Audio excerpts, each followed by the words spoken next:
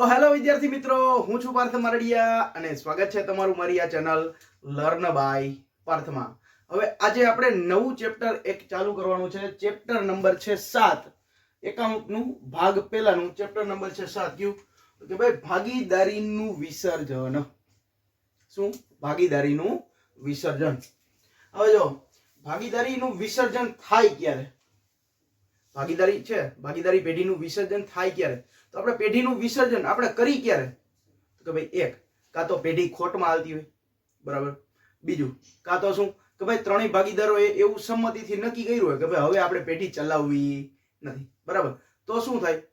ભાગીદારી પેઢી બંધ કરી દઈએ, એટલે ભાગીદારી પેઢીનું વિસર્જન કરી દઈએ, બરાબર. આવા ઘણા બધા કારણો હોઈ શકે. એમાં સૌથી પહેલા આપણે વિસર્જન એટલે શું કે ભાઈ વિસર્જન કેટલી રીતે અને કઈ કઈ રીતે થાય? તો એમાં સૌથી પહેલા છે વિસર્જન. એક તો કોનું વિસર્જન થાય? તો કે ભાઈ ભાગીદારીનું વિસર્જન થાય. કોનું? ભાગીદારીનું વિસર્જન. હવે ભાગીદારીનું વિસર્જન એટલે શું? તો કે ભાઈ હું એક એક્ઝામ્પલ તરીકે સમજાવું. 3 ભાગીદારો હોય. હવે 3 ભાગીદાર છે, એ પોતે ભાગીદારી પેઢી ચલાવીને ધંધો કરતા હતા. પછી એક ભાગીદાર છે, એ એમ કે ભાઈ હવે આપણે બહુ જાજો ટાઈમ ધંધો કરી લીધો, હવે આપણે ધંધો કરવો નથી. તો શું કરે? તો કે ભાઈ ઈ પોતાની સંમતિથી નક્કી કરે કે ભાઈ હવે આપણે ભાગીદારી છે પેઢી ચલાવવી નથી. અથવા તો એક ભાગીદાર છે એવું નક્કી કરે કે ભાઈ ભાગીદારી પેઢીમાં મારે રહેવું નથી હવે. તો શું કરે? ઈ ભાગીદાર નીકળી જાય અને બીજો ભાગીદાર ધંધામાં પ્રવેશ કરે. એટલે આ રીતે આ ત્રણેયની ભાગીદારી હતી, તો આ ત્રણેયની ભાગીદારી શું થઈ જાય? વિખાઈ જાય. સમજાયું? એટલે એ ભાગીદારીનું વિસર્જન કહેવાય. ત્રણેય ભાગીદાર છે, એ ભાગીદારી તૂટી જાય એટલે એને ભાગીદારીનું વિસર્જન કહેવાય. જ્યારે બીજો પોઈન્ટ છે, કયો છે? ભાગીદારી પેઢીનું વિસર્જન. ભાગીદારી પેઢીનું વિસર્જન બીજો પોઈન્ટ. હવે ભાગીદારી પેઢીનું વિસર્જન એટલે કે ભાઈ મેં પહેલા જ સમજાવ્યું એમ કે 3 ભાગીદારો હોય અને 3 ભાગીદાર એવું નક્કી કરે કે ભાઈ હવે આપણે બહુ લાંબો બિઝનેસ થઈ ગયો છે, હવે આપણે બિઝનેસમાં આગળ ચલાવવો નથી. તો શું કરે? ત્રણેય ભાગીદાર નક્કી કરે સર્વસંમતિથી. ત્રણેય ભાગીદારની મંજૂરી હોય કે ભાઈ ત્રણેય ભાગીદાર ભેગા મળી અને નક્કી કરે કે ભાઈ આપણે ધંધો ચલાવવો નથી. તો શું થાય? એ સર્વસંમતિથી પોતે શું કરે? વિસર્જન કરે છે. સમજાય? એટલે ભાગીદારી પેઢીનું વિસર્જન. એમાં આપણે નીચે એક વ્યાખ્યા પણ આપેલી છે. શું છે જોઈએ કે ભાઈ ભાગીદારી પેઢીનું કામકાજ છે ઈ જો કાયમ માટે બંધ થઈ જાય, એટલે કે કાયદાકીય દ્રષ્ટિએ પેઢીનું અસ્તિત્વ છે ઈ કાયમ માટે શું થઈ જાય? મટી જાય, ત્યારે ભાગીદારી પેઢીનું વિસર્જન થયું તેમ કહેવાય. કાયદાકીય રીતે હવે પેઢીમાં છે કોઈ પણ પ્રકારનું કામકાજ થાય નહીં. પેઢી છે એ કાયદેસર રીતે બંધ થઈ જાય, કાયદાકીય રીતે બંધ થઈ જાય. જો શું લખ્યું છે? કાયદાકીય દ્રષ્ટિએ પેઢીનું અસ્તિત્વ કાયમ માટે મટી જાય, એટલે એમાં કોઈ પણ પ્રકારના કાર્ય કરે નહીં. એટલે શું થાય? વિસર્જન થઈ જાય. એટલે આ રીતે શું થઈ જાય? તો આ રીતે ભાગીદારી પેઢીનું વિસર્જન થયું ગણાય, કહેવાય. હવે એને નક્કી કર્યું કે આપણે ભાગીદારી પેઢીમાં કોઈ પણ જાતનું કાર્ય કરવું નથી, તો ભાગીદારી પેઢીનું વિસર્જન કરી નાખે. ટૂંકમાં એટલું સમજાય? ચાલો, પછી નેક્સ્ટ પોઈન્ટ છે એમાં જ કે ભાઈ જ્યારે ચાલુ પેઢી બંધ થઈ જાય, જ્યારે એ પેઢી ચલાવતા હોય અને એ પેઢી શું થઈ જાય? બંધ થઈ જાય, એટલે કે તેનો ધંધો છે બંધ કરવામાં આવે. પોતે સર્વસંમતિથી નક્કી કરે કે ભાઈ ચાલો હવે આપણે ધંધો બંધ કરી દેવો છે, ત્યારે શું થઈ જાય? ભાગીદારી પેઢીનું વિસર્જન થયું કહેવાય. ભાગીદારી પેઢીનું વિસર્જન થયું કહેવાય. ત્રણેય નક્કી કરે કે હાલો આપણે ધંધો કરવો નથી, તો વિસર્જન. પછી જુઓ એમાં પેલું અને બીજું, A અને B, આ બે વસ્તુ છે. એમાં શું લખ્યું છે? પેઢીનું વિસર્જન, અને B માં છે ભાગીદારીનું વિસર્જન. મેં હમણાં જેમ સમજાવ્યું એમ સેમ ટુ સેમ પોઈન્ટ આમાં આવે કે ભાઈ પેઢીનું વિસર્જન એટલે આ જે પેઢી ચલાવતા હોય, ધારો કે હું એમ કહું આ 3 ભાગીદાર છે, 3 ભાગીદાર છે, XYZ લિમિટેડ નામની કંપની ચલાવે છે. XYZ લિમિટેડ નામની ભાગીદારી પેઢી ચલાવે છે, બરાબર. તો હવે આ XYZ લિમિટેડ નામની ભાગીદારી પેઢી ઈ ચલાવે છે, બરાબર. હવે આ પેઢીમાં કોઈ પણ જાતનું એને કાર્ય કરવું નથી અને ત્રણે ત્રણ સંમત થઈ ગયા કે ભાઈ હવે આપણે આ પેઢી શું કરી દેવી છે, બંધ કરી દેવી છે. તો પેઢી માટે જ કાયમ રીતે બંધ થઈ જાય તો એને શું કહેવાય? પેઢીનું વિસર્જન કહેવાય. શું કહેવાય? પેઢીનું વિસર્જન. એટલે આ XYZ લિમિટેડ ની કંપની છે એ શું થઈ જાય? કાયમ માટે બંધ થઈ જાય, બીજી વાર ચાલુ થાય નહીં. પછી બીજું છે ભાગીદારી વિસર્જન. ભાગીદારીનું વિસર્જન મેં હમણાં સમજાવ્યું એ જ રીતે સેમ ટુ સેમ કે ભાઈ ત્રણ ભાગીદારો કાર્ય કરતા હોય અને ત્રણ ભાગીદારમાંથી એક ભાગીદાર એમ કહે કે હવે મારે ભાગીદારીમાં જોડાવવું નથી, મારે ભાગીદારીમાંથી છૂટું થવું છે, મારે મારી જવાબદારીમાંથી છૂટું થવું છે. તો શું એ ભાગીદાર છૂટો થાય એને પોતાનું જેટલું બધું કાર્ય, નફો કે બધી વસ્તુ વેચવાની હોય એ વેચી નાખે અને પછી શું થઈ જાય? ભાગીદારી નું વિસર્જન થઈ જાય. આ ત્રણેય ભાગીદાર છે એ ત્રણેય ભાગીદાર અલગ અલગ થઈ જાય અને ભાગીદારી ત્રણેયની ભાગીદારી હતી, ભાગીદારી શું થઈ જાય? છૂટી થઈ જાય. સમજાણ? તો હવે આપણે આગળ હજી ક્યાંક ભાગીદારી પેઢી અને ભાગીદારી આ બેનો એક તફાવત છે, એ તફાવત આપણે થોડોક જોઈ લઈએ. તો હવે ભાગીદારી નું વિસર્જન અને ભાગીદારી પેઢીનું વિસર્જન, બરોબર? આ બે વિસર્જન છે, આ બે વિસર્જનનો આપણે તફાવત નાનો એવો લીધો છે. એમાં સૌથી પહેલા અર્થ, ભાગીદારીનું વિસર્જન કઈ રીતે અને ભાગીદારી પેઢીનું વિસર્જન કઈ રીતે એ આપણે જોવાનું. તો સૌથી પહેલા ભાગીદારીનું પુનર્ગઠન એટલે ભાગીદારીનું વિસર્જન. હવે ભાગીદારીનું પુનર્ગઠન આપણે ચોથું ચેપ્ટર ભણ્યા ભાગીદારીનું પુનર્ગઠન. એમાં શું કામ કરવામાં આવતું હતું? શું કામ કરવામાં આવતું હતું? તો કે ભાઈ ભાગીદાર છે, કોઈ પણ ભાગીદારનો નવ પ્રવેશ અથવા તો કોઈ પણ ભાગીદારની નિવૃત્તિ કે મૃત્યુ થાય ત્યારે અથવા તો કોઈ પણ ત્રણ ભાગીદારને નફા નુકસાનની ફાળવણીમાં શું પ્રમાણમાં ફેરફાર કરવાનો હોય ત્યારે આ ત્રણ વસ્તુના કારણે આપણે શું કરતા હતા? ભાગીદારીનું પુનર્ગઠન કરતા હતા. બરાબર? એટલે ભાગીદારીનું પુનર્ગઠન જ્યારે થાય ત્યારે શું થાય? ભાગીદારીનું વિસર્જન થાય. યાદ રાખવાનું. શું? ભાગીદારીનું પુનર્ગઠન થાય ત્યારે ભાગીદારીનું વિસર્જન થાય. સમજે? તો ભાગીદારી પેઢીનું વિસર્જન એટલે શું?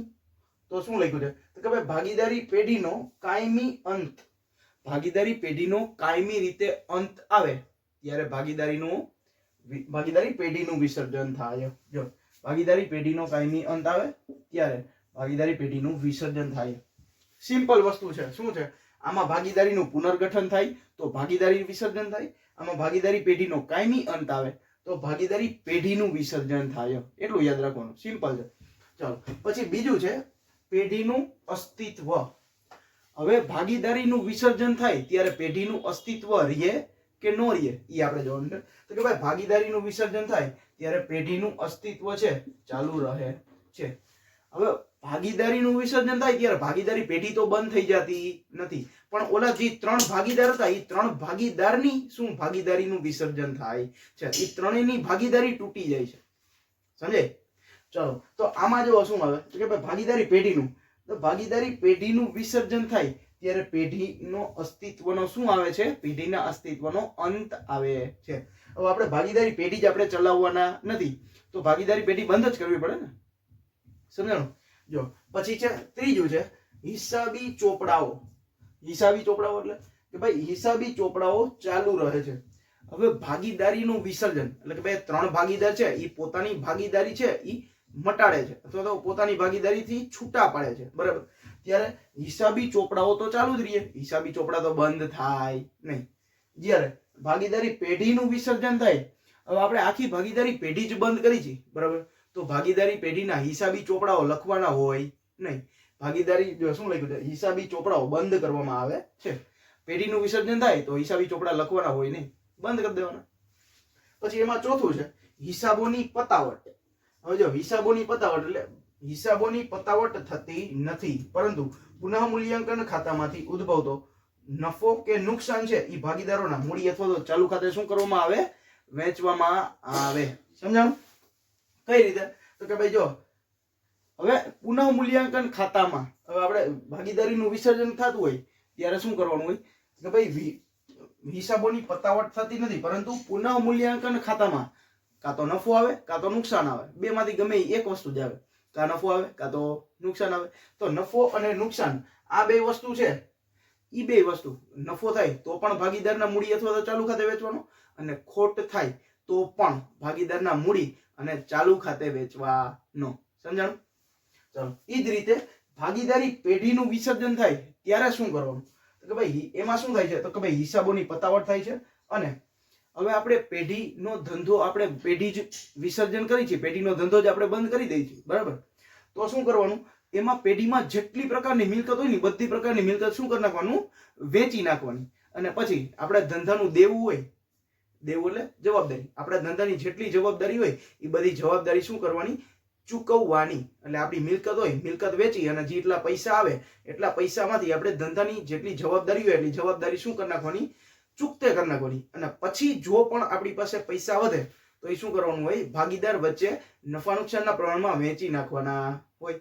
જો એ જ લખ્યું છે, હિસાબોની પતાવટ થાય છે અને માલ મિલકત નિકાલ ખાતા દ્વારા મિલકતોનો નિકાલ કરી એટલે મિલકતો વેચી નાખવાની અને જવાબદારી ચૂકવવામાં આવે છે. એટલે આપણા પેઢીના કોઈ પણ દેવા હોય તો એ દેવા શું કરવાના હોય? ચૂકવવાના હોય. અને વધેલી રકમ છે એ ભાગીદાર વચ્ચે નફા નુકસાનના પ્રમાણમાં વેચવામાં આવે છે. હવે પાંચમો પોઈન્ટ જો, હવે નેક્સ્ટ પોઈન્ટ છે અદાલતનો હસ્તક્ષેપ. હવે અદાલતનો હસ્તક્ષેપ એટલે કઈ રીતે? કે ભાઈ ભાગીદારીનું વિસર્જન થતું હોય ત્યારે.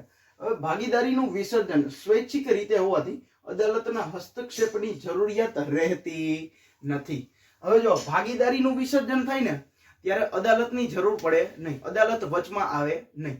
જ્યારે ભાગીદારી પેઢીનું વિસર્જન થતું હોય ત્યારે કયા કારણોસર? તો કે ભાઈ ભાગીદારી પેઢીનું વિસર્જન કરવું હોય અને ત્રણેય ભાગીદાર નક્કી કરે કે ભાગીદારી પેઢી બંધ કરવી છે, બરાબર?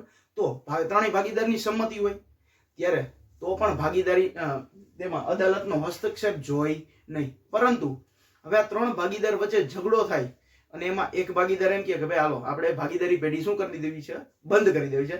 જ્યારે ઓલા બે ભાગીદાર છે એ માનતા નથી કે ભાઈ અમારે તો ભાગીદારી પેઢી ચાલુ જ રાખવી છે.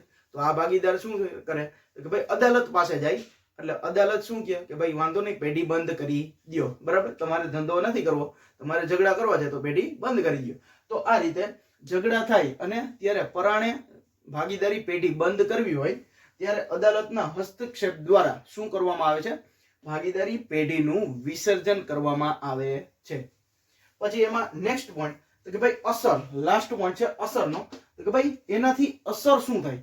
ભાગીદારી પેઢીનું વિસર્જન થાય અથવા તો ભાગીદારીનું વિસર્જન થાય એનાથી અસર શું આવે? તો જ્યારે ભાગીદારીનું વિસર્જન થાય ત્યારે ભાગીદારી પેઢીનું વિસર્જન થતું નથી. હવે ત્રણ પાર્ટનર છે, એ ત્રણ પાર્ટનરની ભાગીદારી પેઢી છૂટી થઈ જાય તો ભાગીદારી પેઢીનું વિસર્જન ન થાય, પરંતુ આપણે ભાગીદારી પેઢી જ બંધ કરી દેવી છે તો ભાગીદારીનું વિસર્જન આપમેળે થઈ જાય. કારણ કે ભાગીદારી પેઢીનું વિસર્જન કરી નાખ્યું, બરાબર? તો હવે ત્રણેય ભાગીદાર તો છૂટા થઈ જ જવાના. એટલે ત્રણેયની ભાગીદારી પણ શું થઈ ગઈ? છૂટી થઈ ગઈ. એટલે જો ભાગીદારી પેઢીનું વિસર્જન થાય તો ભાગીદારીનું વિસર્જન થાય તો ભાગીદારી પેઢીનું વિસર્જન થતું નથી, પરંતુ ભાગીદારી પેઢીનું વિસર્જન થાય છે તો ભાગીદારીનું વિસર્જન આપમેળે થઈ જાય છે. સમજો? હવે આ નાનકડો એવો તફાવત હતો 6 મુદ્દાવાળો, અને આ પણ આપણને પરીક્ષામાં પૂછાઈ શકે. આખું ચેપ્ટર છે એ થિયરીનું છે. અમુક આપણને આમનોન છે એ આમનોન આપણને દાખલો એક પૂછી લે છે, બરાબર? બાકી આખું ચેપ્ટર થિયરીનું છે. તમને આ જ રીતે જોવાની મજા આવશે. તમે પહેલેથી છેલ્લે સુધી જોશો તો તમને બધું મસ્ત રીતે સમજાઈ જશે. હવે વિડીયો અહીંયા સુધી જોયો હોય અને વિડીયો ગમ્યો હોય તો વિડીયોને લાઈક કરજો અને ચેનલને સબસ્ક્રાઇબ કરજો. અને બાકીની થિયરી આપણે નેક્સ્ટ લેક્ચરમાં જોઈશું. અને ત્યાં તમારા 12મા ધોરણના મિત્રો એની સાથે પણ શું કરજો? શેર કરજો. સમજો? ત્યાં સુધી થેન્ક યુ.